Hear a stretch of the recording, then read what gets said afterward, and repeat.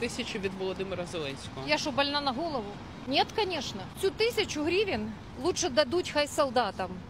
Де наші дрони? Де наша допомога? Сонечко моє, це відмивання денег ця 1000. Разве це не понятно? Во время війни, пожалуйста, ви хоча б маєте совість комунальні услуги наполовину, хоча б, щоб люди виживали. Коли була в 1945 году війна, комунальні услуги люди не платили. Це була війна. А зараз ти должен за комунальні услуги заплатити. І не маленькі, вони піднімаються. Скільки вода піднімається?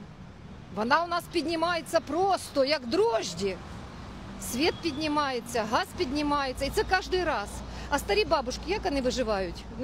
Не думаєте, зачем ці 1000? Комунальні услуги заберіть, або хоча б 50%, оце буде допомога. А 1000, це знаєте, мертвому припарки. Государство не працює, взагалі. От чесно, не працює.